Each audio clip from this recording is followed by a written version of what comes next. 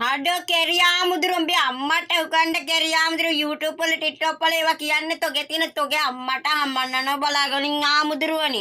ඕවා සුළු සුළු වැරදිද කෙරියා?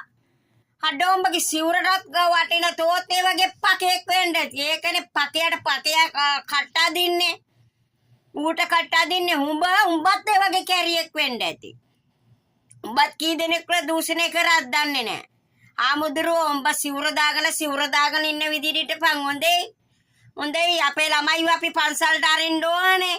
පන්සල අරින්න ඕනේ බුදුන් වඳින්න අරින්න ඕනේ. ළමයිට හරි සංස්කාර අපි උගන්වන්නේ පන්සලකට කියලා වඳින්න උගන්වනවා. ආමුදුරුවන්ට ගෞරවය කරන්න උගන්වනවා. උඹ මොනවද කියරියෝ කියන්නේ? සුළු දේවල් කියලා ඒවා. උඹත් ඌට හදින්නේ උඹත් ඒ වගේ දස කැරියෙක් වෙන්නද කී කෙල්ලෙක් කී දරුවෙකුට මොන දූෂණය කරත් දන්නේ නැහැ උඹත්. දැන් උඹලා ඔක්කොම බය වෙලා දඟලන්නේ නේ ඔය විශ්වෙනකොට උඹලගේ ඒවත් අවුෙයි කියලා. හා සුළු දේවල්. යකෝවා සුළු දේවල් දියකෝ මිනිමරණ වැඩ.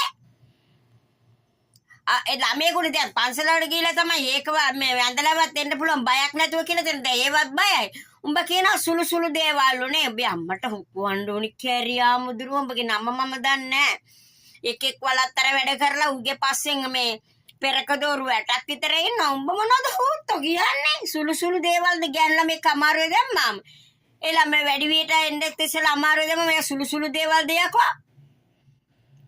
ඔය වගේ තමයි ඔක්කොම පන්සල් වල ඉන්නවා තමයි වලත්තර මොන දේවල් කරනවද දන්නේ නැහැ ඉතින් උන්. අතට හවුනේ නිසා දැන් ඔක්කොම බය වෙලා ඉන්නේ ඔක්කොමලාගේම හාමුදුරුවන්ගේ පට්ටාරම එළිවෙයි කියලා. ඒක තමයි හාමුදුරුවෝ කෙනෙක් කිව්වේ. ඉන්නවා කියලා දස කැරියෝ ටික පන්සලේ සිවුර දාගෙන.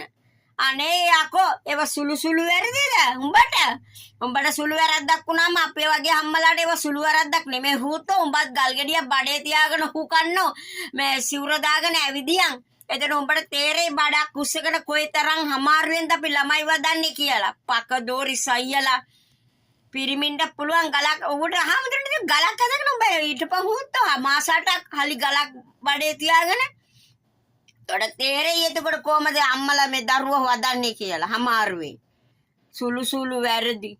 හාමුදුරුවෝ එකෙක්වත් එන්න එපා මේ TikTok වල Facebook වල දාගෙන ඒ මිනිහාගේ පැත්ත අරගෙන.